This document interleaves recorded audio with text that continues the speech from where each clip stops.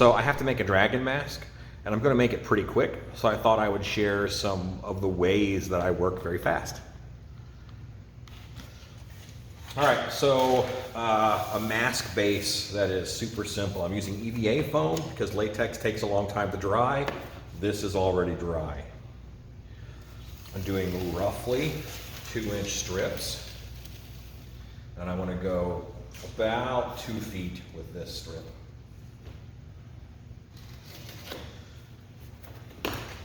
I'm going to do another one of those exactly the same.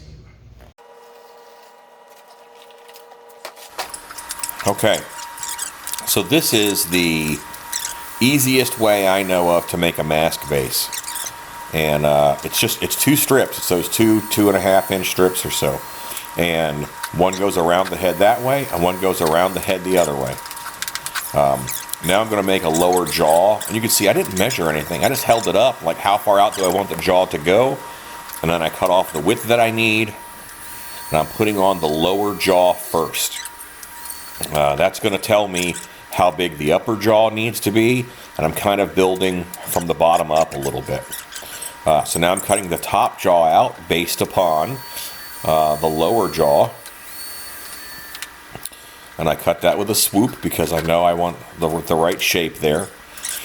And now the top plate, I cut at a 45 down the middle. And I'm going to glue that back together to give it a peak. It'll look kind of like the roof of a house a little bit. But it'll have a nice ridge. And I think ridges are good defining characteristics for dragons. And you'll note I just put that on huge. I put it on big, and then I cut it to size. I didn't want to have to measure the curvature. I didn't want to have to, check that. EVA foam is cheap. It's not like I'm having to hammer out gold sheets or anything. Put it on large, and then cut it to fit. So this is a nose piece. I don't like the shape of that nose, but I can fix it because I have a nose. I just have to put a little piece on there that looks sharp, making a nice little beak. Now this will add a lot of strength. This is the bottom jaw plate, and again, I just put it on big, and then I cut it. I don't think it's sharp enough up front, so I cut a little piece out, and I'm gluing that back together. And this is to define where the eye should go. Obviously the actor's looking out of the mouth, so it's not going to be the actor's eyes.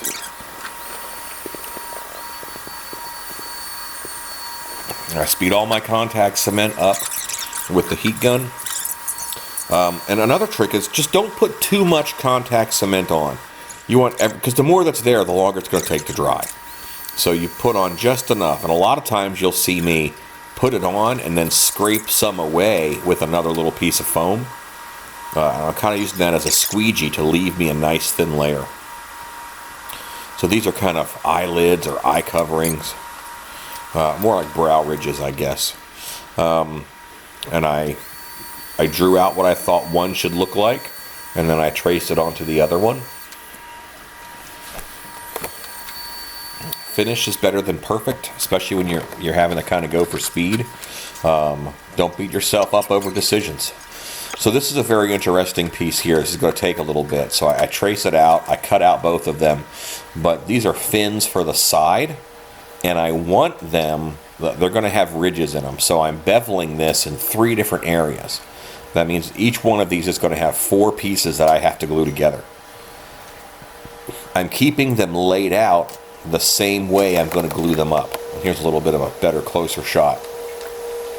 So you saw me just add contact cement to the mask there. That's where I'm going to glue it on. Sometimes when you heat contact cement, it'll open up. So even after the bond is set. So to fix that, I glue everything all at once on those pieces.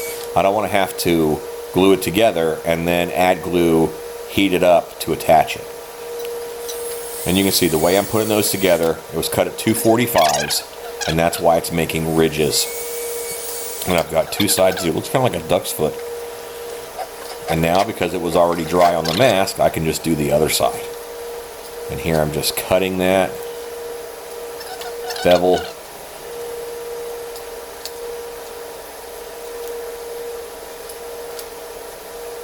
There we go. And that's 4 pieces, and that'll give me 3 ridges. But I cut out what I wanted the piece to look like, just a hair larger than I wanted, and then I cut the bevels in it. I didn't try and draw out all 4 pieces. I drew out the 1 piece, and then I put the lines where I wanted the bevels to be. I think that's the fastest, easiest way to do it. And here I'm just putting that curve in between. When you heat up EVA foam, it'll really hold the shape that you put in it very well. And then I'm just going to push that on, and now that's a nice dragon fin on the side of the head.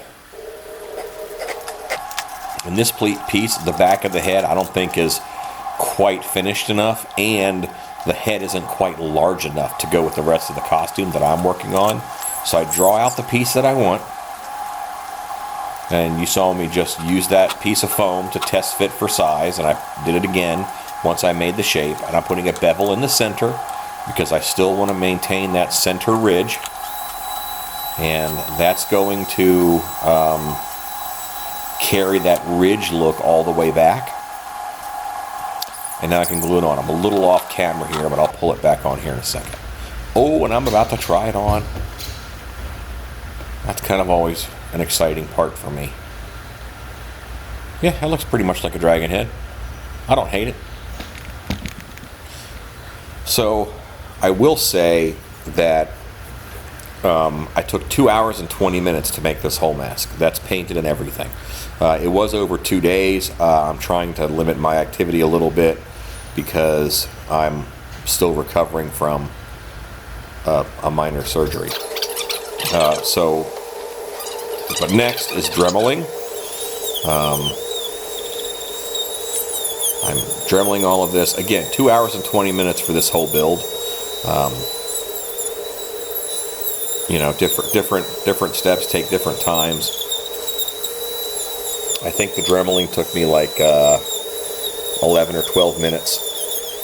And I know this because I'm recording it. So there's a timer on the camera. So kind of each step I'll start the camera again, and I know how long each step takes.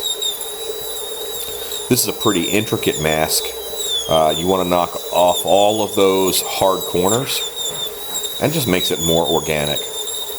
I did a very not intricate mask the other day, and I did it in under 25 minutes because I needed it for the show.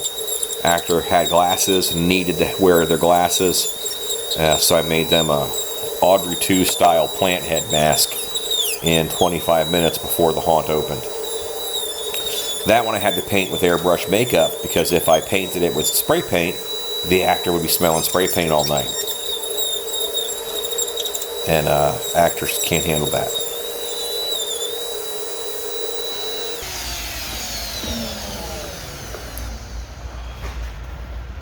It just looks cleaner, smoother, and more organic with the all that Dremel. And that took me 11 minutes, I can tell because of the timer. To help the paint bind and all that stuff, I'm going to give this a coat of contact cement before I do any hot glue detailing. I'm going to do this while my glue gun is heating up. I mentioned that I plugged in my glue gun and I've got it heating up while I'm doing this. Knowing what steps kind of come next and being able to prep and plan for that is another way to work fast. If you know you're going to use a glue gun, go ahead and plug it in and turn it on when you get to the shop. It is time for some hot glue detailing on the dragon head. Now I have a temperature controlled hot glue gun, so I have it set to where it's going to be not that hot. I have it at like 250 or so. So I should be able to put a line down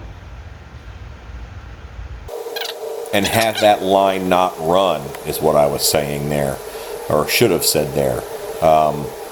Because I'm doing a lot of detailing with this. Now you have to be a little bit careful because hot glue is actually a vinyl material, and that's hard to paint. There's some plastics and vinyls that will stay sticky when you spray paint them.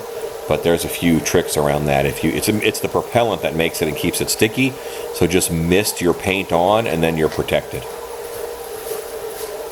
So here you can see I'm getting a lot of detail out of the hot glue, and I'm using the scales there to tell you it's a dragon as much as anything else.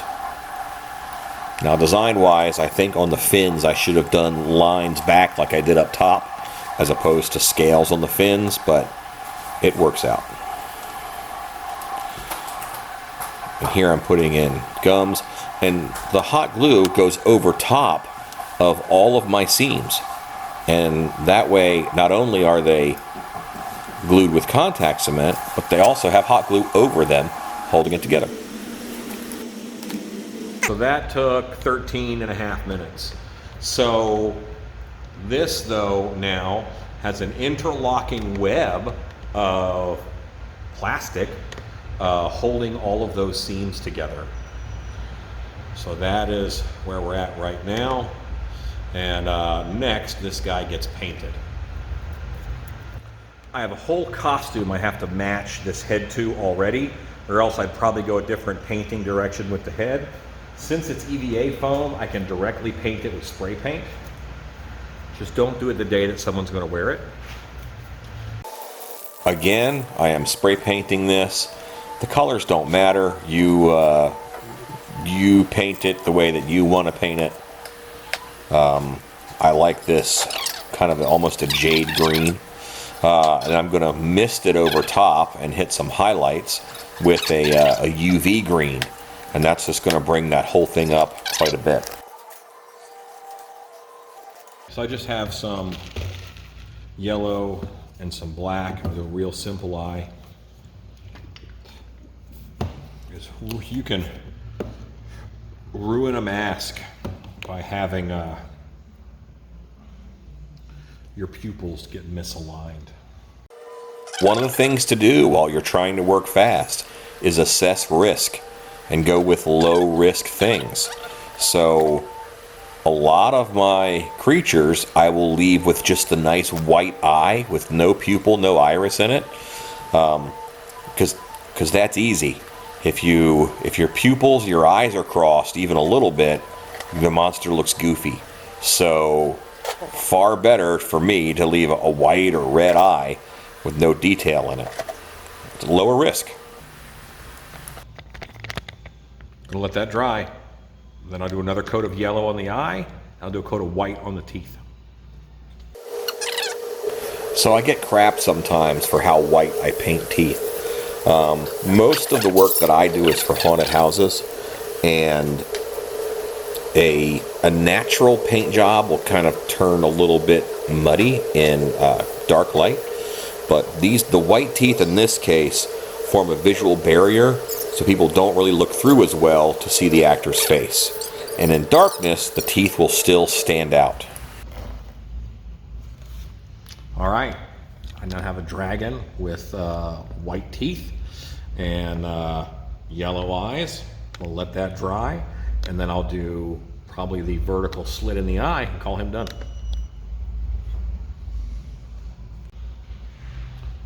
Just with black. Low risk to do slitted pupils on this because you can't see both eyes at the same time. I can't possibly make them crossed. So pretty simple.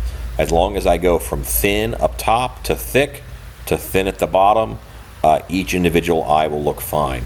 And I'll probably go back over this down the road and put cabochon eyes on this.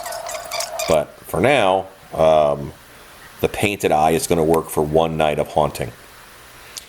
And this is that finished dragon mask. Look, I think the fins turned out good. For only spending 2 hours on it, I think it has done pretty well. As always, go make stuff. Thank you guys for watching. Thank you for your support. For those of you who are Patreon members, a regular YouTube Wednesday video is coming, so Patreon names will all be on that at the exit like normal. Thank you. Happy Halloween. Go make stuff.